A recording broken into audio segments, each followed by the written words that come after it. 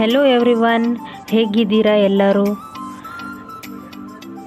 ಇವತ್ತಿನ ವಿಡಿಯೋದಲ್ಲಿ ನಾವು ಏನು ಹೇಳೋದಪ್ಪ ಅಂತಂದರೆ, all India bar examination 16th ಮುಂದೆ 16ನೇ ಎಕ್ಸಾಮ್ ನಡೆಯೋದ್ರ ಬಗ್ಗೆ ಡೀಟೇಲ್ಸು ನಾನು ಹೇಳ್ತಾ ಇರ್ತೇನೆ. ಈ ವಿಡಿಯೋ ಫಸ್ಟ್ ಟೈಮ್ ನೋಡ್ತಾ ಇದ್ದರೆ ನನ್ನ ಚಾನಲನ್ನು ನೀವು ಲೈಕ್ ಮಾಡಿ, ಕಮೆಂಟ್ ಮಾಡಿ ಮತ್ತು ಸಬ್ಸ್ಕ್ರೈಬ್ ಮಾಡಿ. ಮುಂದೆ ಬರುವ ನನ್ನ ಎಲ್ಲ ವಿಡಿಯೋಗಳ ಬಗ್ಗೆ ಅಪ್ಡೇಟನ್ನು ನಿಮಗೆ ಸಿಗುತ್ತೆ. ಹಾಗಾದರೆ ತಡ ಯಾಕೆ, ಶುರು ಮಾಡೋಣ. AIBE 2021 ಏನೇನು ಎಲಿಜಿಬಿಲಿಟಿ ಇರುತ್ತೆ, ಕ್ವಾಲಿಫಿಕೇಷನ್ ಏನಾಗಿರಬೇಕು, ಮಾರ್ಕ್ಸು ಮತ್ತು ಎಷ್ಟು ಏಜು ಬೇಕು, ಎಷ್ಟು ಸಲ ಅಟೆಂಪ್ಟ್ ಮಾಡೋದು ಅಂತ ಈ ವಿಡಿಯೋದಲ್ಲಿ ಸಹ ಹೇಳ್ತಿರ್ತೇನೆ.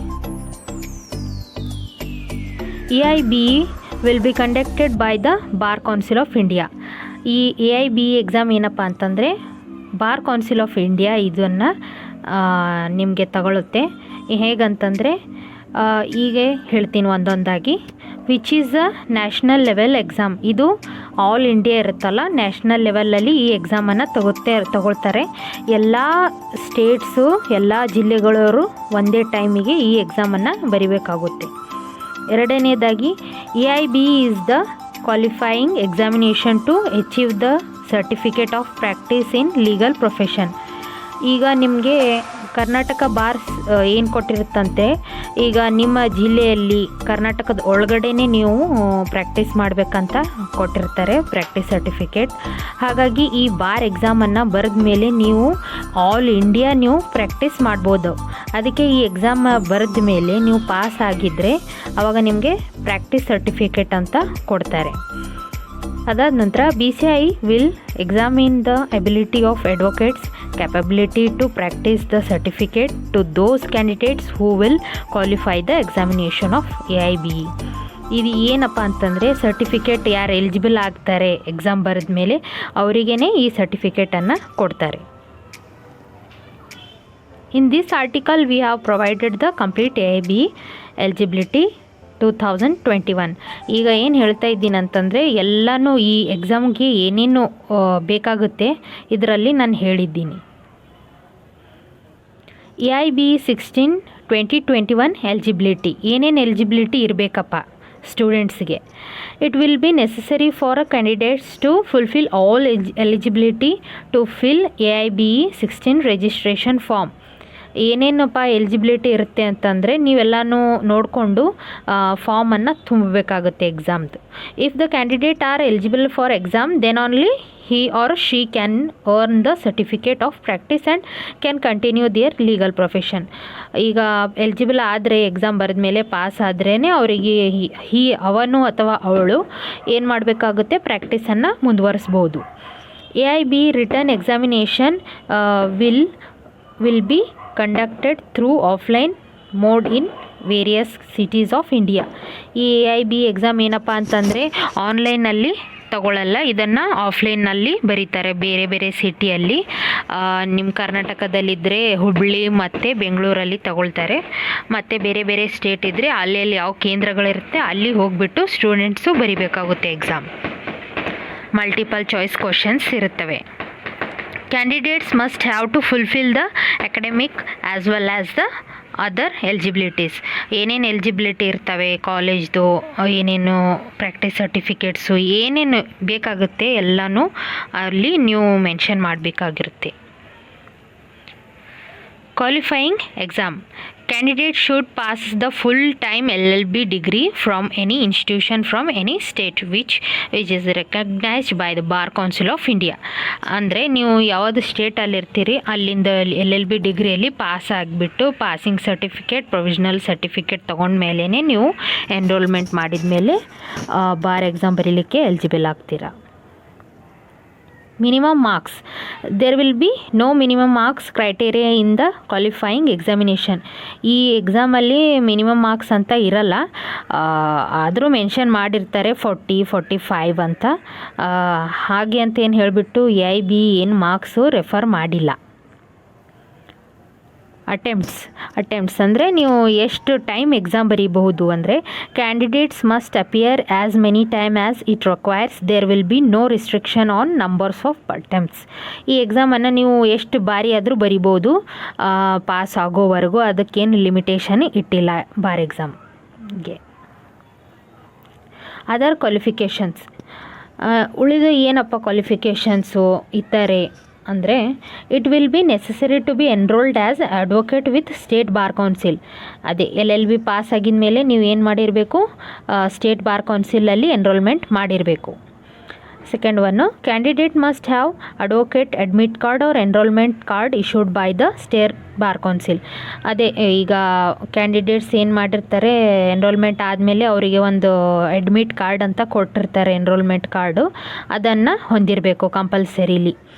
Candidates those comes under the reserved category, candidates must have to upload the category certificate of the time of registration. ಈಗ ರಿಜಿಸ್ಟ್ರೇಷನ್ ಮಾಡ್ತೀರಲ್ವ ಎಕ್ಸಾಮ್ಗೆ, ಬಾರ್ ಎಕ್ಸಾಮ್ ಬರೀತಾ ಇರಬೇಕಾದ್ರೆ ನೀವು ಏನೇನು ನಿಮ್ಮದು ಕ್ಯಾಟಗರಿ ಸರ್ಟಿಫಿಕೇಟ್ ಇರ್ತದೆ ಅದನ್ನು ನೀವು ಅಪ್ಲೋಡ್ ಮಾಡಬೇಕಾಗುತ್ತೆ. ಅದಕ್ಕಾಗಿ category certificate is very important. Some instructions regarding AIBE ability criteria. Candidates those should not comply with the eligibility prescribed by the state bar council or advised not to apply. ಅಂದರೆ ಈಗ state bar ಕೌನ್ಸಿಲಲ್ಲಿ ಯಾರಿಗಾದರೂ ಯಾವುದಾದ್ರೂ ಒಂದು ಕ್ಯಾಂಡಿಡೇಟ್ಗಳಿಗೆ reject ಮಾಡಿರ್ತಾರಲ್ವ, ಅವರಿಗೆ ಅದು ಹಾಕಲಿಕ್ಕೆ allow ಇರಲ್ಲ. If any candidates will find to be ineligible in later stages, their candidature will be cancelled. ಆದ್ರೂ ಹಾಕಿದರೆ ಏನಾದರೂ ಲೋಪದೋಷಗಳು ಕಂಡು ಬಂದರೆ ಅವರ ಒಂದು ರಿಜಿಸ್ಟ್ರೇಷನನ್ನು ಕ್ಯಾನ್ಸಲ್ ಮಾಡಲಾಗುತ್ತೆ. ಪ್ರೊಸೀಜರ್ ಆಫ್ ಎಕ್ಸಾಮಿನೇಷನ್, ಈಗ ಎಲಿಜಿಬಿಲಿಟಿ ಏನಾಯಿತು ಅಂತ ನೋಡಿದೇವಿ ಬಾರ್ ಎಕ್ಸಾಮ್ದು. ಇವಾಗ ಏನಪ್ಪ ಅಂತಂದರೆ ಪ್ರೊಸೀಜರ್ ಆಫ್ ಎಕ್ಸಾಮಿನೇಷನ್ ಪರೀಕ್ಷೆ ಹೇಗಿರುತ್ತೆ ಅಂತ. Procedure of examination. Candidates must go through following details regarding AIBE 16 application form. Examination ಹಾಕ್ತಾ ಇರಬೇಕಾದ್ರೆ ಕ್ಯಾಂಡಿಡೇಟ್ ಏನೇನು ಒಂದು ಅಪ್ಲಿಕೇಶನ್ ಫಾರ್ಮಲ್ಲಿ ಏನು ಮೆನ್ಷನ್ ಮಾಡಬೇಕಂತ ನೋಡೋಣ. AIBE 16 application form has been made available via online mode. ಅಂದರೆ ನೀವು ಫಾರ್ಮ್ ಏನು ಮಾಡಬೇಕು, ಆನ್ಲೈನಲ್ಲಿ ಫಿಲಪ್ ಮಾಡಬೇಕಾಗುತ್ತೆ. Candidates can fill the application form December 26, 2020. ಈಗಾಗಲೇ ನೀವು ಎಕ್ಸಾಮ್ಗೆ ಹಾಕ್ಬೋದು, 26ಗೆ ಸ್ಟಾರ್ಟ್ ಆಗಿದೆ. The last date to submit application form is till 25 September. 25ನೇ ಸೆಪ್ಟೆಂಬರ್ವರೆಗೂ ನೀವು ಅಪ್ಲಿಕೇಶನನ್ನು ಹಾಕ್ಬೋದು ಎಕ್ಸಾಮ್ ಬರೀಲಿಕ್ಕೆ. While filing application form, candidates must also provide valid or working mail ID. One number as all important information will be send to it. ಅಂದರೆ ನೀವು application ಹಾಕ್ತಾ ಇರಬೇಕಾದ್ರೆ ನಿಮಗೆ ಕಾಂಟ್ಯಾಕ್ಟ್ ಮಾಡಬೇಕಾದ್ರೆ ಒಂದು ಡೀಟೇಲ್ಸನ್ನು ಕೊಡಬೇಕಾಗುತ್ತೆ. ಅದರಲ್ಲಿ ಏನಪ್ಪ ಅಂತಂದರೆ ಮೇನ್ ನಿಮ್ಮದು ಒಂದು ಆ್ಯಕ್ಟಿವ್ ಇರುವಂಥ ಇಮೇಲ್ ID ಮತ್ತು ನಂಬರ್ ಆ್ಯಕ್ಟಿವ್ ಆಗಿರಬೇಕು, ಅವು ಆಗಿರಬಾರ್ದು. ಹಾಗಾಗಿ ನೀವೇನು ಮಾಡಬೇಕು, ನಿಮ್ಮ ಒಂದು ಆ್ಯಕ್ಟಿವ್ ಆಗಿರುವಂಥ ಇಮೇಲ್ ID ಮತ್ತು ನಂಬರ್ ಕೊಡಬೇಕು. ನೀವು ಅಪ್ಲಿಕೇಶನ್ ಹಾಕಿದ ಮೇಲೆ OTP ಆಗಲಿ ಅಥವಾ ಕರೆಕ್ಷನ್ಸ್ ಏನಾದರೂ ಇದ್ದಿದ್ದರೆ ಅವರು ನಿಮಗೆ ಕಾಂಟ್ಯಾಕ್ಟ್ ಮಾಡ್ತಾರೆ. Candidates must not forget to upload passport size photograph and signature in the prescribed format. ಈಗ ಆಲ್ರೆಡಿ ನಿಮಗೆ ಅಪ್ಲಿಕೇಶನಲ್ಲಿ ಕೊಟ್ಟಿರ್ತಾರೆ, ಅದರಲ್ಲಿ ನೀವೇನು ಮಾಡಬೇಕು, ಎಷ್ಟು ಸೈಜ್ ಇರುತ್ತೆ ಫೋಟೋದು ಅಂತ ಅಷ್ಟು ಸೈಜು JPG ಏನೇನು ಕೇಪಬಿಲಿಟಿ ಅದಕ್ಕೆ ಎಷ್ಟೆಷ್ಟು ಬೇಕಾಗಿರುತ್ತೆ ಅಷ್ಟು ಮಾಡಿಬಿಟ್ಟು ಆ ಫೋಟೋ ಮೇಲೆ ನೀವು ಸಿಗ್ನೇಚರನ್ನು ಮಾಡಬೇಕು. ಅದು ಕಂಪಲ್ಸರಿ ಇರುತ್ತೆ. ಹಾಗಾಗಿ ಸಿಗ್ನೇಚರ್ ಆಗಿರುವಂಥ ಒಂದು ಫೋಟೋವನ್ನು ನೀವು ಅಪ್ಲೋಡ್ ಮಾಡ್ಬೋದು. There is no need to send any hard copy to filled in application form or further use. ಈಗ ನೀವು ಅಪ್ಲಿಕೇಶನ್ ಆನ್ಲೈನಲ್ಲಿ ಹಾಕಿದ ಮೇಲೆ ಆಯಿತು, ಅದು ನೀವು ಪ್ರಿಂಟ್ ತೆಗೆದು ಮತ್ತೆ ಸೆಂಡ್ ಮಾಡೋ ಅವಶ್ಯಕತೆ ಏನಿಲ್ಲ. Candidates must take printout of filled in application form for the use. ಈಗ ನೀವು ಅಪ್ಲಿಕೇಶನ್ ಹಾಕಿರ್ತೀರ ಮತ್ತು ನಿಮಗೆ ಏನಾದರೂ ಪ್ರೂಫ್ ಬೇಕಲ್ವಾ, ಹಾಗಾಗಿ ನೀವೇನು ಮಾಡಬೇಕು, ಆ ಅಪ್ಲಿಕೇಶನನ್ನು ಪ್ರಿಂಟ್ಔಟ್ ತಗೊಂಡು ನಿಮ್ಮ ಹತ್ರ ಇಟ್ಕೋಬೇಕು. ಅಪ್ಲಿಕೇಶನ್ ಫೀ, ಈಗ ಎಕ್ಸಾಮ್ ಅಪ್ಲಿಕೇಶನ್ ಫೀ ಎಷ್ಟಿರುತ್ತೆ ಅಂತ ನೋಡೋಣ. Application fee, AIBE 16 application fee can be paid through offline mode. Sorry, ಇದು ಆನ್ಲೈನ್ ಮೋಡ್ ಆಗಬೇಕಾಗಿತ್ತು, ಆನ್ಲೈನ್ ಮೋಡು. ಬಾರ್ ಎಕ್ಸಾಮು ನೀವು ಅಪ್ಲಿಕೇಶನ್ ಹಾಕ್ತಿರಲ್ವಾ, ಅದು ಬಿಲ್ ಫೀ ಏನು ಮಾಡಬೇಕು, ಆನ್ಲೈನಲ್ಲೇ ಕಟ್ಬೋದು. EIB-16 application fee can be paid through offline mode. ಇದು ನೀವು ಆಫ್ಲೈನ್ ಆದರೂ ಕಟ್ಬೋದು, ಆನ್ಲೈನಲ್ಲಾದರೂ ಕಟ್ಬೋದು. Application fee for general or OBC category candidates is rupees.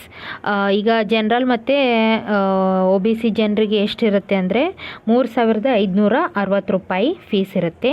Reserved category candidates have to submit 2,500. ಇದೇ ಕ್ಯಾಟಗರಿ ಅಂದರೆ SC ST ಅವರಿಗೆ ಅಥವಾ ರಿಸರ್ವ್ಡ್ ಮೀಸಲಾತಿ ಇದ್ದಂಥವರಿಗೆ 2,500 ರೂಪಾಯಿ ಫೀಸ್ ಇರುತ್ತೆ. The application fees non refundable in any case. ಈಗ ನೀವು ಒಂದು ಸಲ ಫೀಸ್ ಪೇ ಮಾಡಿದ ಮೇಲೆ ಅದು ನಿಮಗೆ ರಿಫಂಡ್ ಬರೋದಿಲ್ಲ, ಯಾವುದೇ ಕಾರಣಕ್ಕಾಗಿ ಅದು ರಿಫಂಡ್ ಬರಲ್ಲ. ಇಷ್ಟು ನಮ್ಮ ವಿಡಿಯೋದಲ್ಲಿ ಹೇಳಲಾಗಿದೆ.